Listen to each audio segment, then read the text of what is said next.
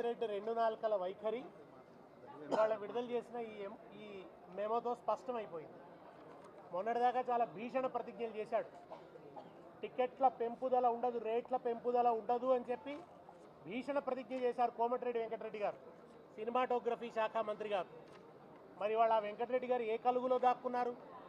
ఆయన వచ్చి ఇప్పుడు వివరణ ఇవ్వాలి కదా. ఎందుకు గేమ్ చేంజర్ సినిమా విషయానికి వచ్చేటప్పటికీ మీరు రేట్ల పెంపుదలకు ఎందుకు అవకాశం ఇచ్చారు, ఎందుకు ఈ మెమో జారీ చేశారు, ఆయన ఒక్కడికి ప్రత్యేకమైన ప్రివిలేజ్ ఏమిటి, ఎవరికి ప్రివిలేజ్లు ఉండవు అని అసెంబ్లీలో ప్రకటించారు గౌరవ ముఖ్యమంత్రి గారు. మరి గేమ్ చేంజర్కి ఎందుకు ఈ ప్రివిలేజ్, ఎందుకని ఈ ప్రివిలేజ్ ఇస్తున్నారు? నిజానికి దిల్ రాజు అని ఆయన ఎప్పుడు కూడా తెలంగాణ ఉద్యమంలో కలిసి వచ్చిన వ్యక్తి కాదు. ఆయన ఏ ఒక్కరోజు కూడా తెలంగాణ ప్రజలకు అండదండగా నిలబడ్డ వ్యక్తి కాదు. ఆయన కూడా నిజామాబాద్లో మాట్లాడుతూ తెలంగాణ కల్చర్ను అవమానించాడు. ఆయనకు ఆంధ్రాలో సినిమా విడుదల చేస్తే వైబ్ ఉంటుందట, తెలంగాణలో విడుదల చేస్తే వైబ్ ఉంటలేదట. అయితే తెలంగాణలో సినిమాలు మానుకోని ఆయన దిల్ రాజు, నువ్వు సినిమాలు మానుకొని కళ్ళు మాంసం దుకాణం పెట్టుకో, ఇక్కడ కూడా నీకు వైబ్ ఉంటుంది. నీకు కావాల్సింది వైబ్ కదా, ఇక్కడ సినిమాలకు వైబ్ ఉండదు అంటున్నావు కదా. సినిమా వ్యాపారం ఇక్కడ మానుకో.